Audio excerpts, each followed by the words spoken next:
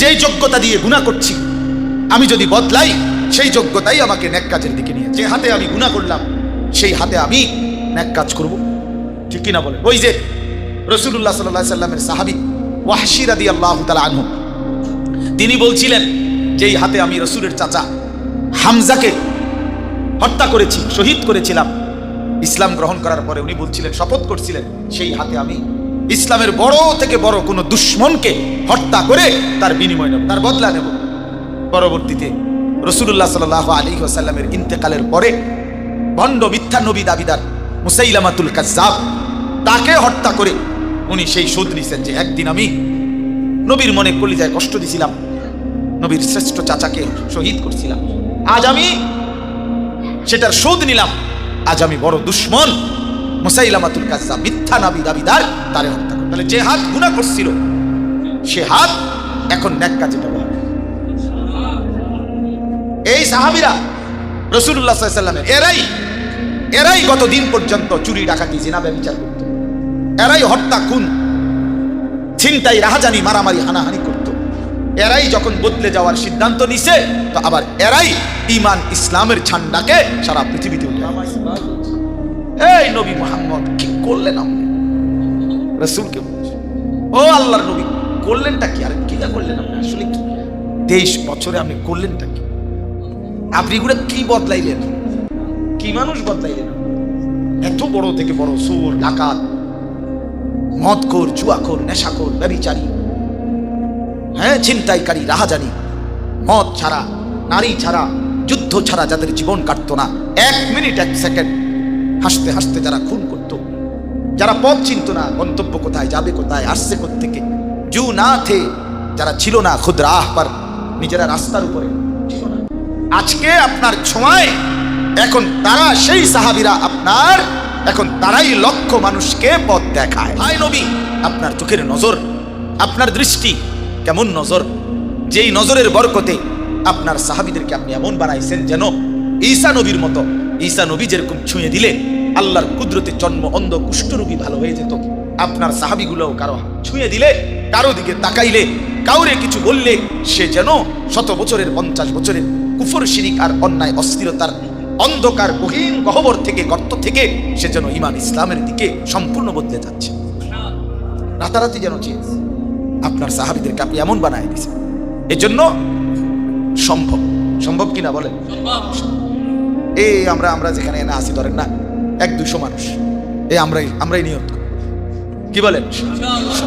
পেছনের জিন্দেগি ছেড়ে দেন, পেছনের অন্ধকার জিন্দেগি বন্ধ করে, জওয়ান বুড়া 2টা-4টা নেক আমলে বাপ তৃপ্ত হবেন না। জান্নাত মসজিদে টিয়া 10,000-এর নাম না। আপনি এটা কি বুঝছেন? হ্যাঁ, জান্নাত জাহান্নামের মুক্তি এই শুক্রবারের 2 রাকাত নামাজ। কিন্তু হ্যাঁ, আপনারা খামখেয়ালি ভাবছেন, কি মনে করছেন? আসলে কি জান্নাতে ইমাম সাহেবের মাঝে মধ্যে দিয়ে 100 দেওয়া ব্যাপারটা মিল করে রাখবো? আরে কই কি বেড়া, ইমাম সাহেব 100 টাকা দিয়া, 200 টাকা দিয়া এবারে ব্যস্ত ঠিক করে ইমাম সাহেবের বাফের সম্পত্তি। হ্যাঁ, জান্নাত হুজুরের বাফের সম্পত্তি, টেন্ডার নিচে হুজুরে। হ্যাঁ, হাসরের ময়দানে আমাকেও হিসাব দিতে হবে, আপনাকেও দিতে হবে কিনা বলেন? কুল্লুহুম আতিহি ইয়াউমাল কিয়ামাতি ফারদা। আল্লাহ তাআলা বলেন প্রত্যেককেই একজন একজন করে কিয়ামতের দিন আল্লাহ তাআলার সামনে এসে দাঁড়াতে হবে।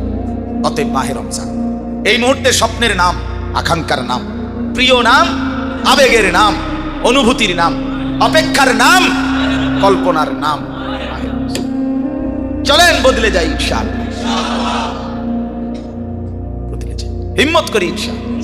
আমি মানুষ, আমি ছাগল না, আমি গরু না, আমি পারবো না কেন? ইবাদত আমার বানাইছে, ইবাদতের এটা বানাইছে, এটা আপনার কথার আওয়াজ পৌঁছাবার জন্য। তো এটা দিয়ে আওয়াজ যাইতো না তো কি বদনা দিয়ে আওয়াজ? আমারে বানাইছে ইবাদতের, আমারে বানাইছে নামাজের জন্য, আমারে বানাইছে রোজার জন্য, আমারে বানাইছে হজ্জের জন্য, আমারে বানাইছে যাকাত দেওয়ার জন্য, আমারে বানাইছে জিকিরের জন্য, আমাকে বানাইছে তেলাওয়াতের জন্য, আমাকে বানাইছে হারাম ছেড়ে দেওয়ার জন্য। আমি পারবো না তো পারবে কে? ইনশাআল্লাহ পারবো তো ইনশাআল্লাহ। হিম্মত বড় জিনিস। আল হিম্মাতু হিয়াল ইসমুল আযম। হিম্মত একটা সিদ্ধান্ত এটা ইসমে আজম। ইসমে আজম হলো নির্দিষ্ট কিছু দোয়াকে বলে, যে দোয়া পড়ে কেউ কিছু চাইলে আল্লাহ তাআলা তাকে সেটা অবশ্যই দেয়। যেমন কুল হুয়াল্লাহু আহাদ সূরা ইসমে আজম, লা ইলাহা ইল্লা আনতা সুবহানাকা ইন্নী কুনতু মিনাজ জালিমিন, এই দোয়া ইউনুস, এটা ইসমে আজম। এটা এগুলো বারবার করে কিছু চাইলে আল্লাহ আরো আছে এগুলো। হ্যাঁ, আল্লাহু লা ইলাহা ইল্লা হুয়াল হাইয়ুল কাইয়্যুম, এই আয়াতুল কুরসি ইসমে আজম। তো এগুলো চাইলে আল্লাহর কাছে ইসমে আজম এর দ্বারা আল্লাহ তাআলা দিয়ে থাকে। ঠিক তেমনি ভাবে কেউ যদি হিম্মত করে, একটা মজবুত সিদ্ধান্ত করে, তাইলে ইনশাআল্লাহ একটা দৃঢ় সিদ্ধান্ত, একটা মজবুত সিদ্ধান্ত করে কাজে নেমে পড়া শুরু করে দিলাম আল্লাহর উপরে ভরসা করে, তাইলে ঠিকই অসাধ্য সাধন। ছোটবেলায় আমরা স্কুলে থাকতে দুইটা কথা পড়ছি, ইংরেজি কই, আমি খুব ইংরেজি জানি, এটার জন্য এমনি মানে এই দুইটা কথা ইংরেজিতে ফারি দিকে। একটা হইলো ছোটবেলায় পড়ছি স্কুলে, উইল বিগান ইজ হাফ ডান। ইংরেজিতে বলে যে কোনো কাজ শুরু করে দেওয়া, এটাই যেন কাজ অর্ধেক হয়ে যাওয়া, শুরু করে দিই। আরেকটা হলো a good plan is half battle, একটি সুন্দর পরিকল্পনা যুদ্ধ জয়ের অর্ধেক। এটা নিখুঁত পরিকল্পনা, এটা যেন অর্ধেক হয়ে গেছে, যুদ্ধের জয়ের অর্ধেক, হাফ ব্যাটেল, যুদ্ধের অর্ধেক হয়ে গেছে। এই জন্য আমি যদি একটা সিদ্ধান্ত নেই, আমি যদি শুরু করে দেই কাজ, যে নামাজ আর ছাড়বো না ইনশাআল্লাহ, আল্লাহকে আর নারাজ করবো না ইনশাআল্লাহ, দেখবেন আমি বলবো একবার, রব্বে করিম তার রহমত পৌঁছাবে লক্ষবার। আল্লাহ বলবে বান্দা তুই আসবি হেঁটে, আমি আসবো দৌড়ে। তুই আসবি যখন, আমি আসবো তখন। বান্দা তুমি আসবা মাগফিরাতের জন্য রাত গভীরে, আমি রহমত মাগফিরাত নিয়ে আসবো রাত। আমি আছি বান্দা, আমি সারাক্ষণ আছি তোমার অপেক্ষায়। তুমি ফিরলেই আমি রব্বুল আলামিন আমার রহমত মাগফিরাত নিয়ে তোমাকে কোলে তুলে নেব। আসো, শুধু রওনা দাও, তুমি সিদ্ধান্ত নাও।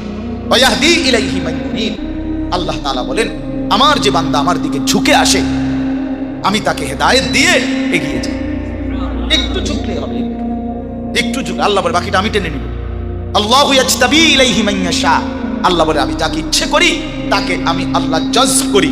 জজব মানে হলো আসমানি আকর্ষণ, অর্থাৎ টেনে নিয়ে আসা, টাইনা নিয়ে আসা, আল্লাহর দয়া। ওমর রাদিয়াল্লাহু তাআলা আনহুকে আল্লাহ টেনে নিয়ে আসে, এই জজবের একটা উদাহরণ ওমর রাদিয়াল্লাহু তাআলা আনহুকে আল্লাহ টেনে নিয়ে আসলেন। আও ফোন দিছো, ঠিক আছে, তরবারি, বন্ধুকে হত্যা করবা, ঠিক আছে, জামাও বদলাইও না, লুঙ্গিও বদলাইতে না, কিচ্ছু করতে হবে না, আগাও মাঝ পথে আল্লাহ পাক ইউটার্ন করে দিছে, ঘুরায় দিছে, সেই ওমর কালেমাওয়ালা হয়ে গেছে।